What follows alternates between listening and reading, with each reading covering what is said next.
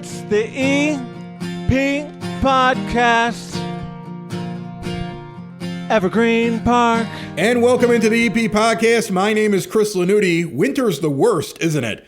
Wow, is it cold outside. And it doesn't seem like it's going to get better for the next couple of days. So hang in there. Enjoy 30 minutes of good. We're going to Spoke and Vine. We're trying out something new, something they actually brought back. It's not exactly new. They brought back to the menu comfort food for a cold day. Also a big time annual event returning to Evergreen Park, brought to you by the library. Frank Murray going to be joining us. But our first guest is brought to you by Porter Cullen's, and we've had these gentlemen in here before. Porter Cullen's offers traditional Irish cuisine, including the legendary corned beef egg rolls, Guinness battered fish and chips, along with an ongoing rotation of homemade daily soups, weekly sandwich and salad specials, and monthly food and drink pairings. From fresh fish tacos to mushroom ravioli and everything in between, Porter Cullen's has you covered. See everything they have to offer at portercullens.com and visit them over at 99th and Clifton Park. And now to our first guest right here on the EP Podcast.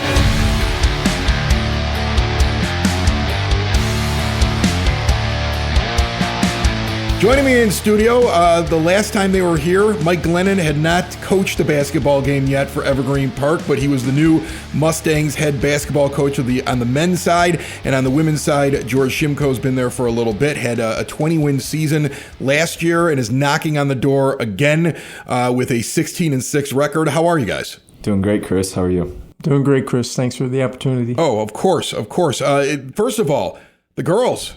Red hot, off to a big start. I think you mentioned to me as we sat down here in previous years, you're in a tournament, you're probably playing in the 7th place game, and now you're playing in the tournament championship games. There's been a step forward. Is that fair to say? Very fair to say, and I'm very excited for the girls to bought into what we're trying to do. And last year in the Richard Thanksgiving tournament, we started off 0-3 because we're trying to build our culture, and we saw there was a plan, but it was a little bit further down the line, so we wound up playing in the 7th place game, I think, for that one. And then this year we played in the championship.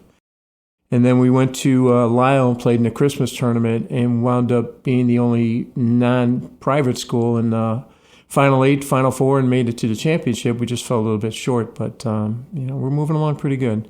And you talk about that culture. How long have you been doing this now for Evergreen Park?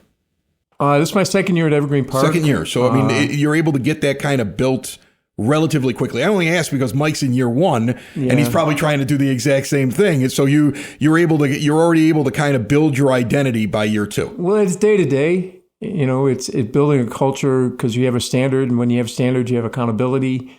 And our seniors bought in last year. And the kids who are juniors or seniors now are kind of used to the system of what we're trying to do. So they've been, Tatum Harris and Grace Cole has been absolutely wonderful in reinforcing the culture. We had a conversation before the season started how it can't always be my voice. It's got to be their voice a little bit. And I think they bought into that and assumed that responsibility. Tatum is kind of the good cop, very nice. And Grace Cole is right at you, right in your face. So it's worked out kind of well. That's awesome. Mike, year 1. It's all about building the program you want in year 1, correct? I mean, I think it's unfair for anybody to feel like a coach comes in year 1, hits the ground running, and they're just going to go out and win a state championship. You have to build the foundation. Is that what the focus is for you in this year? Yeah, I think we look at the girls as a great example. It's a daily battle to build the culture. We want to build a player-led program. A team with no leaders is bad. A team coach-led is average. A team led by the players is hopefully really good, and that's what we're aiming for every day. But it's new for these kids, and for me to earn the right to coach, I kind of have to teach them first. And so the teaching and learning curve process has been the whole season so far, and that's fine. It's what it's been expected. But we've had some low lows, and we've had some really high highs, and I'm hopeful for what we've built so far as a good indicator of what's to come, because there is some really good goods. So I'm excited. Different sport and different level, but I've been listening to a lot of Chicago sports talk radio because of the run that the Bears went on. And I've been listening to a lot of interviews about their locker room with their new head coach and the idea that there's a lot of accountability and that's one of the main things that he brought in. Like, this is how I do things. Either get on the bus or get off the bus. But like, this is how we're going to do things. Is that when you're building a culture, is accountability one of the biggest things that you first have to kind of get in there? Like, hey, we all want to win, but this is the standard that I hold you at. 100%. I think George would echo that. It was a culture shock for the kids, I think, from day one. They bought into the summer, but once the season started, we were holding kids accountable in the classroom as far as what time you show up to practice, your attentiveness in the film room, on the court, your ability to show up for a weight room session during the season. And it's a lot for the kids right away, but we've seen some kids really buy into that. For us to hold them accountable and keep them disciplined, I think that shows that we love them and care for them. So they're finally buying into that, which is good. Yeah, here's the thing. When I look at the two of you, I think the first thing that comes to mind is, you're young. Like they're probably like, oh, he's going to be fun, right? And George looks like the old ball coach. Like, nobody's going to mess with him. Like, George, does he come to you every once in a while and say, like, how do I appear more gruff? Like, I mean, because I don't think anyone. I mean, like, to be honest with you, like, it's the truth though, right? I mean, like, these guys are probably like, oh, he's going to be our pal, and he's like, I'm not your pal, I'm your coach, right? Well, we have that conversation too, even though I'm very old and grumpy. And I'm really not grumpy at all. I think we have pretty lively practices. We try to really get them engaged with us. Everybody talks about old school, but old school not really in the sense of, we're demanding because we want them to do well. And I think that's the most important thing that sometimes people lose sight of coaching is that, yeah, you're not their friend, but you really care about them and you want them to do things that they don't think they're capable of doing.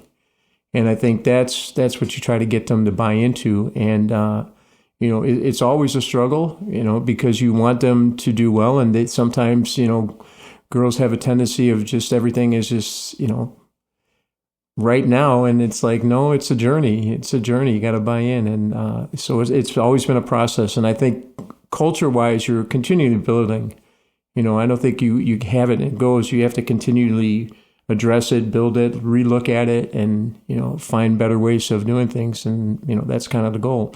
And I love the game. As old as I am, I still love the game. I love coming to practice. I tell them all the time the best part of my day is coming into the gym and seeing them and watching them what they're going to become. Jim Ramazinski comes in here in the fall and talks football with us every week on the EP podcast.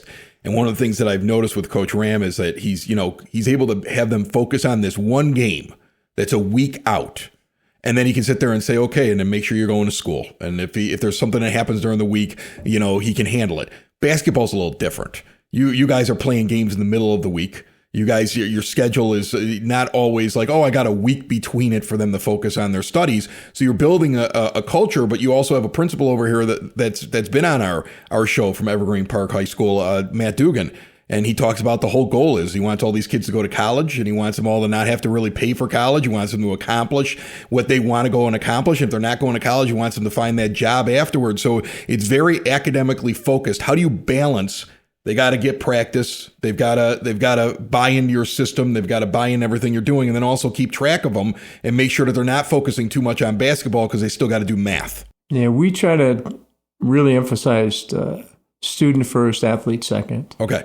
And we have conversations, pretty regularly about, where are you at with your grade point average? And we have them each tell us what their grade point average is in front of them. And if some of them are a little bit shy about it, because it's not where they think it needs to be, we want them to be confident enough to know, hey, you have help. There's plenty of educational opportunities and tutors and things at Evergreen Park, but we try to have an in-house. So we always try to make sure that they get a chance to take care of each other, because I think it helps them on the court then too, the more they communicate with each other. But, we're talking about having, football has week of games. We try to, and I think Mike does the same thing. We look at everything one game at a time, but we always make sure that, studies first, get your homework done, make sure you're ready to go. There's plenty of time in the day to take care of your business, but make sure you understand that the educational part of it is going to take you a lot longer than the basketball part of it will be. So, Mike, what's it been like home games so far? What's the crowd like? What's it like coaching for your first year for Evergreen Park High School?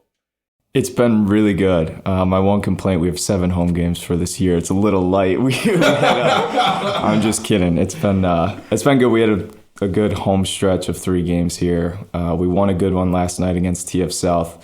It's been a good surprise. Like, the student section has been there every night, and it's great. They're sitting right behind our bench. I can hear them bringing the energy, which is great. I think people are excited about not only this season, but what's to come.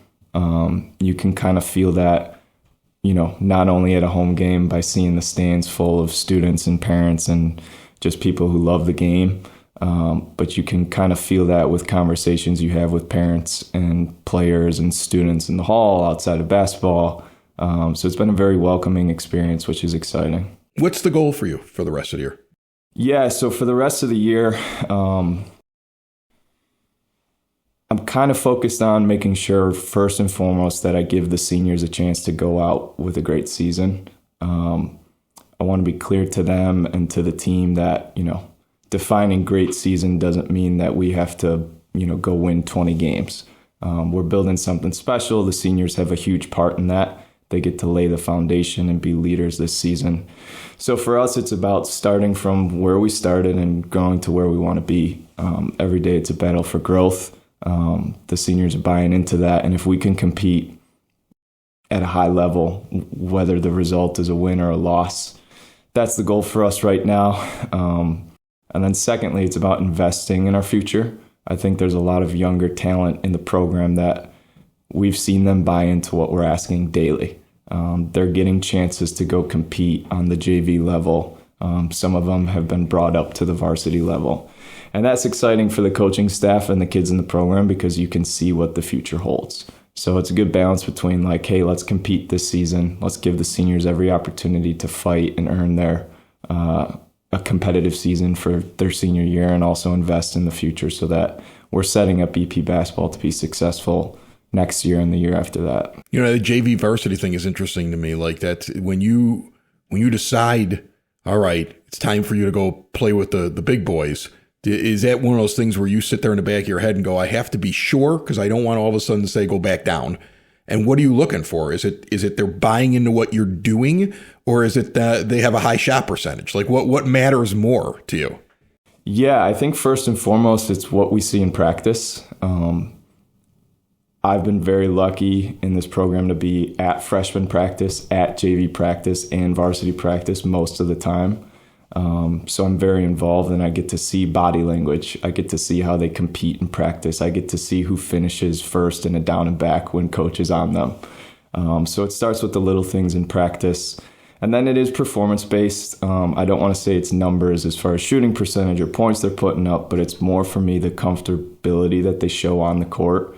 Do you look like the best athlete on the floor? Are you the smartest kid on the floor? Because athleticism, especially at a younger age and skill level, is only going to get better. So if you feel comfortable and confident on the floor and you're being a good leader on the court, then you're going to get every right to take that next step up. So we've definitely bumped the kids who have shown that throughout the season. And it is very interesting, and I think George can talk about it too, but our conference is a Frosh Soft, JV, and varsity team, so 3 different levels, which gives us a really good opportunity to move guys around. We've had to make some decisions as far as like some juniors who we really are invested in for next year. We need them on the court getting playing time, and having a junior varsity team gives us an opportunity to bump some juniors to that lower level in JV and actually be on the court, which I know comes with a bit of immediate shock value as why is my kid going from varsity to JV? I bet you it's the parents that react to it worse than the kids. Yeah, and look, I understand it from a coaching perspective and parent perspective, and it's my job, and I hope we're doing a good job of it, to explain to the kids and the parents the intention behind all of these things. Like we kind of talked about, like, yeah, I want to win games this year. That would be great. But what I'm really focused on is I want, the 15th player on the varsity team right now to get valuable minutes. Like, practice time is great. I need you on the court getting game-like reps to build that confidence so that next year you're making an impact on the floor. And I think we've done a pretty good job of that. We've had a few success stories of guys playing down with JV and getting a ton of playing time, and some guys playing up with JV and varsity getting some playing time. So it's been a unique experience for me as a coach, never having done that, but I think it's been successful so far. Awesome. George, your team, 16-6, we were talking, at least at the time that we're recording here. Your goals have to be slightly different. I mean, you probably have some similar things, but you might be looking at a deep playoff run. Like, what are you realistically thinking right now? Honestly, our goal is to do the same, get better every day. Never looking ahead. We're looking day by day. We had a funny story of a freshman who's going to be a really good varsity player, but right now is playing minutes on JV and didn't play as well as she could have, could have been a little bit stronger. So she came to the other day at practice. She goes, you know what, Coach, I'm really going to get after it. Next game's tomorrow. I'm really going to get after it. I said, well, that's great. I go, but what about today? and she goes, well, yeah, I'm going to get after it today too. But I mean, that's kind of the goal, is to really just work hard at getting better and be competitive. The wins and losses are what they are, but we want them to enjoy each other. We want them to get better, and we want them to have a good experience. And we have two seniors that were, really excited about how they've grown from junior. I've only had them since they were juniors, but it's been kind of fun to watch them grow, maturity-wise, and see them having college coaches come in and talk to them about, playing at the next level and what that responsibility is. So, honestly, our goal is we play Oaklawn this week, and that's all we're thinking about. Get a couple of good days of practice in and get ready for that next game, and then the next game, the next game, next game. We don't even look at any tape on anybody until after we finish one game, because that's just kind of my mindset and our staff's mindset. And my assistant coach, Chris Lanuti, has just been awesome. We've been together probably about 15 years between doing a lot of things, and he's just an awesome person to be around. He's not a yes person. We have conversations all the time, and we figure out what it is that we want to do, what's best for the girls. And he's been an absolute asset to us. And then our JV coaches, Carl Frickson comes from, he was at Chicago Christian, and he's a head coach. So it's nice to have a head varsity coach at the lower level. And Madison Sucalo is actually a teacher her first year. She's doing an awesome job as well. So they're all kind of buying into what we want to do, and that's for the kids to get better. Awesome. Two basketball coaches over at Evergreen Park Community High School building programs, which it's really interesting to watch here at the very beginning. 2 years in for George, 1 year in here, not even a full year in with Mike, but you can see a similar mindset, and you can see the arrow pointing up. George Shimko, Mike Glennon, thanks so much. Thanks, You're Chris. welcome. Thank you, Chris. Building relationships, supporting the community, and service. These are the things that Country Financial stands for. They're more than just an office you may pass by as you drive through Evergreen Park. They're neighbors who lend a helping hand and support the fabric of your community, including charitable organizations, sports, financial education, and civic organizations. And since Country is already your neighbor, they want to get together and chat. Call your local Country Financial representative, Mike Thauer, today at 708-425-1559 to talk about the things that are important to you and how he can help you protect them.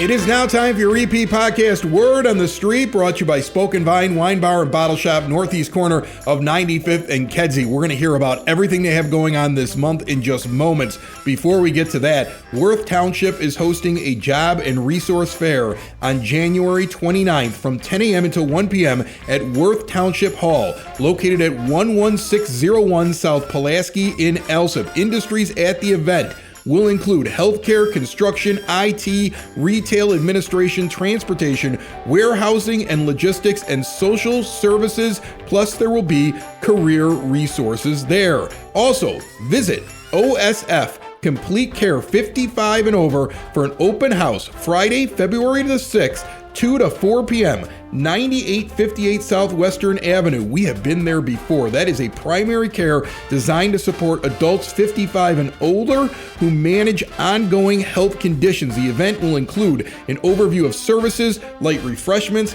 health information, blood pressure screening, bingo, prizes, and so much more. Once again, that is coming up on February the 6th. Otherwise, as we look through the list of things going on, a good friend of the show, who has been on the show a couple times, local author, Evergreen Park author, Z. Jeffries, has a campaign for a Kickstarter for a brand new book, Evil Eye and Pizza Pie, a new novel where a Chicago pizzeria is also a secret black market for curse lifting.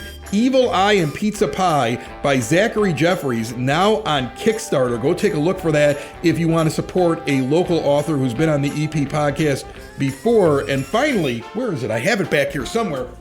There it is. There is a Mustangs Night Out 2026, a 90s themed murder mystery dinner. The event is Friday, March 27th from 6 to 9:30 p.m. at Palermo's on 95th Street over in Oak Lawn, so not exactly in Evergreen Park. It's a 90s themed murder mystery dinner hosted by Murder Mystery Company as seen on Shark Tank. Raffle baskets to benefit Northwest Elementary programs. Just mark it on your calendar for now. If you have any questions, 224-803-0189. That is your word on the street. We head out now to Spoken Vine with Frank Murray, some good food, and some fun right here on the EP Podcast.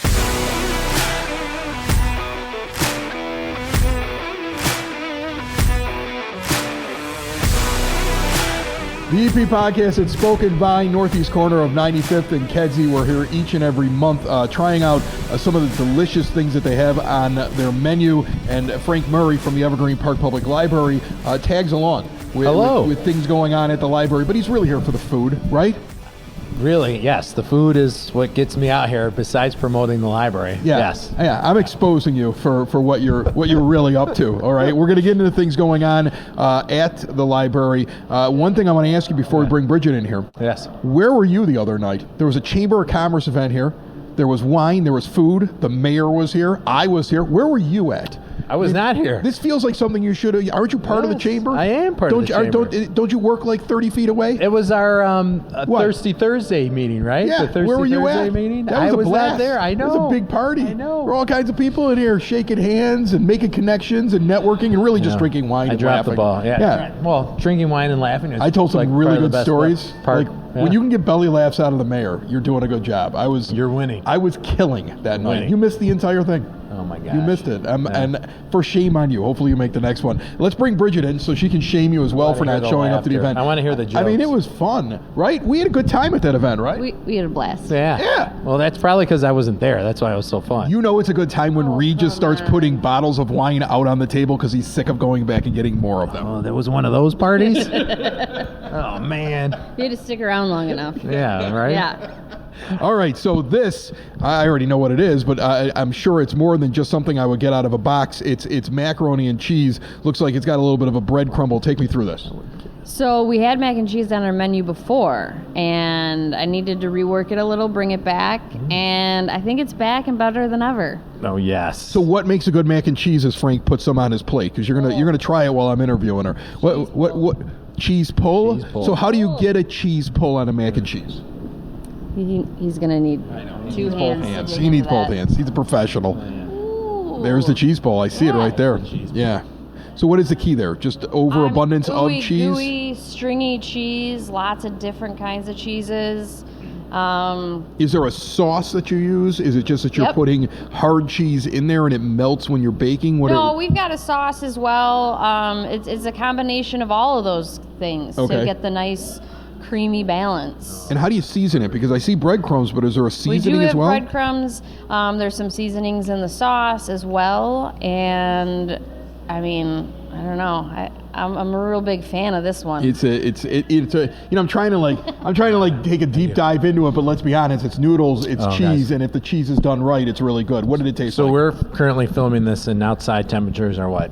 12 degrees. It's warmed up since yesterday. It's warmed up a little It was bit. 0 yesterday. Now zero. it's like Perfect. 12. Yeah. So now we might be above double digits. But this is not only delicious, but it just warms the soul and the body. It's so good. Yeah, Oh, it's comfort food. You brought comfort food. Yes. We need a little bit of that. A lot of comfort food. I'm going to give you the microphone back. You so I can can- keep eating. What else do you guys have going on here right now? A whole list of last time I events. was in here, I actually, for the first time in a while, I actually did one of the wine tastings, which is funny. The person I was with wanted to try out your wines, and so Oh, she was like, doing "Let's the do some flights. wine." Did the Let's flights, do and all I the had not flights. done flights in a long time, and I did that. That was a pretty good experience because I discovered even more than what I normally discover sitting up at the bar. Yeah. So I know you can do that. I know you can come in and have a great conversation with whoever's back here or at your table. All your staff is so knowledgeable about the wines. But what do you guys have coming up this month? Well, so the thing is, you can always come in. We rotate our flights every week, and there's usually about 5, I would say, on there. And those are 2-ounce pours. You get 4 of them. Now, when you come to our events, usually we're doing like 7 or 8 wines. And there's food too. That's and all there's part of the food, price, I've yes. noticed. Yeah, it's a Yeah. really good deal when you look at it. Right. So, Yeah. and you're getting a presentation. So somebody's walking you through, whether it's Matt or Reed, walking us through all the wines, telling you about where they're from, the growing techniques, the winemakers. You really can learn a lot. And then you try something that you've never tried before. So I think one of the cool ones we have is From the Mountains to the Sea, the whites of Italy. And we've got 3 dates for those. One will have already passed, but then February 5th and February 26th, those are both Thursdays. Okay. But I didn't really drink a lot of white wines until I started getting into Italy's white wines. I didn't know Italy had white wine. I'm Italian. I don't think I've had any. I've been to Italy and I've never had white wine in Italy. No, they don't. They don't really drink the white They don't wines. really drink those. No, they don't. They're there, but nobody's really having them. But they're really fantastic. Yeah. Okay. Which I is- believe that. Yeah. Yeah. And so grapes that you've never heard of before, it's not a Pinot Grigio, it's not a, Chardonnay. They've got all these different grapes. It's amazing. And then perfect Pinots, all Pinot Noirs. Okay. So 3 dates for that. One will have already passed. And then we've got Friday, February 6th and Friday, February 13th. One of those is in 3150, our new private dining room. The Pinot one on the 13th seems like a good idea for Valentine's Little Day date night type of action. Date night thing, yeah. I mean, do you guys do extra prep for the Valentine's Day? Because this is a date spot. I mean, I know people come here and they hang out with friends and stuff, but it's a good spot for a date. Frank, didn't you come last Valentine's I was just Day? going to say that. I was here last Valentine's Day with my Valentine. Look at and you. You had a special that Yeah. was just amazing. What was it? Was it like a roast? Short ribs Short over ribs. polenta, and I think I'm gonna. It was awesome. I think we need to that was phenomenal. Okay. I mean, we ran out, and I was like dreaming of that. All right, so watch out for coming Some up here specials. in February for specials for Valentine's Day. Awesome. One last event at Yeah. the end of the month. We have a date, February 27th, but we don't have the tickets up on the event or up on the page yet available because we're still working out the menu. Okay. So that's. So you have one more. It's a tasting event? Yep. Okay. All wines from St. Combe Winery. Okay. In France. Ooh, some French wines to finish off the month. Very good, very good. I can't wait to eat the mac and cheese. I'm going to get to it while he's talking. At some point. He's going to say something boring, and I'm going to start eating mac and cheese. Something right? boring? Look Yeah, at this. The moment is the it gets guy boring, who's doing the interview. that's how you know that I'm Man. disinterested in him because I start Talk eating. about the food Yeah. that you're having. Yeah, right. Yeah, at the, exactly. Oh, yeah. Well, let's talk about your event. Thank you, Yes. Bridget. And once again, Spoken Vine, see everything they have going on at SpokenVineWines.com. We have the Sip and Sample coming up. Is that here in February? Are we close to this? We are getting very close to it. Yes, Saturday, February 28th from 6 to 9:30 p.m. We still have some tickets remaining, so please purchase them. You can either do it online from our events calendar or call us or stop by. What is the cost of a ticket? Cost of a ticket is $40 a person. What do I get for my $40?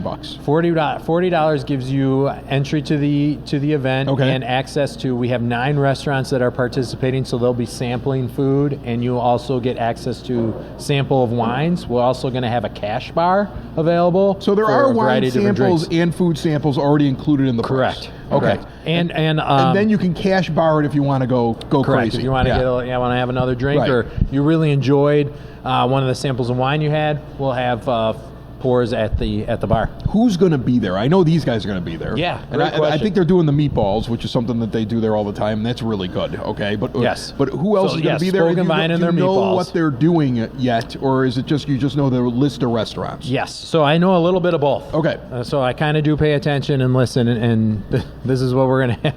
We got Spoken Vine and our meatballs. Mia Moore will be there with empanadas, and they're also, there was a rumor that they may or may not be serving margaritas, too. Okay.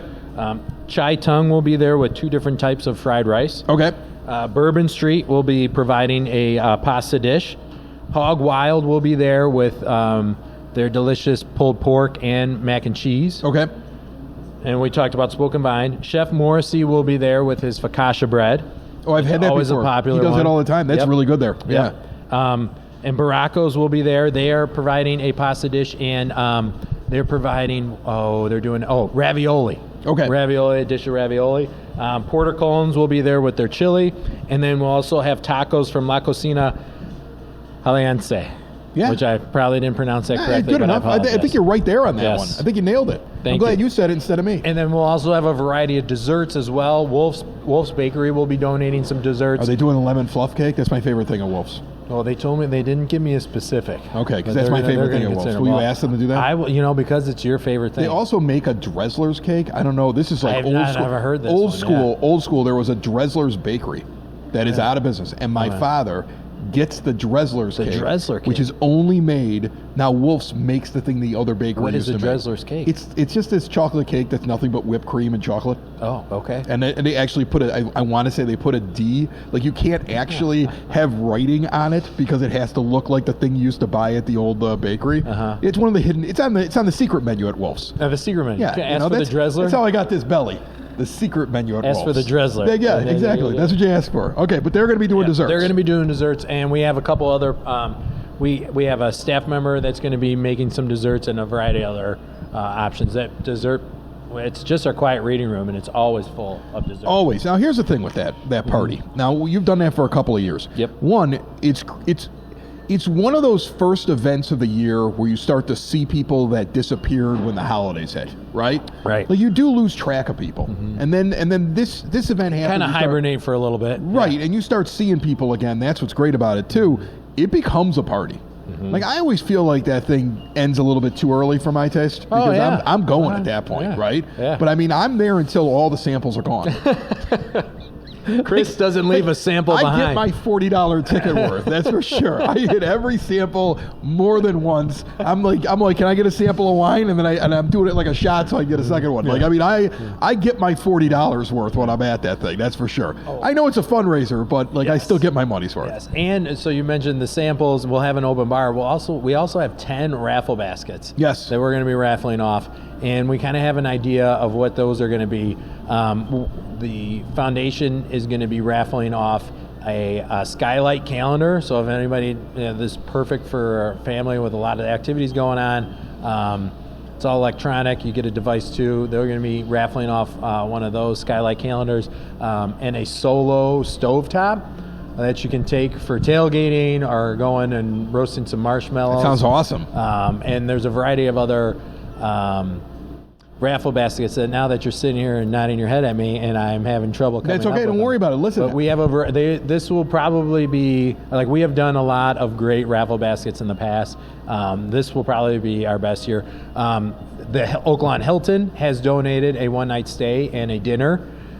We have the amazing and fantastic and extremely talented Kate Bradley. She is quilting a quilt for us to raffle off, and every year she does this, and every year it is our top 3 raffle prize one with the most tickets in it. Listen, it's amazing. If you're She's not incredible. sure exactly what to say to sell this to people, I'll sell it to them. Yeah. You go to the library, you spend $40. There's food from all over the area there. There's drink everywhere. I buy drink tickets and I never get through all of them because there's so many samples, and I always sit there and say, why did I buy so many drink tickets when I'm going to get the amount of samples that I'm going to get walking through the party? You're going to bump into people you haven't seen in a while. You're going to see old friends. You're going to make new friends. There's music. There's prizes. It is an absolute blast. It's one of my favorite events in Evergreen Park each and every year, and I'm so happy that you're bringing it back. Again, it's on the 28th.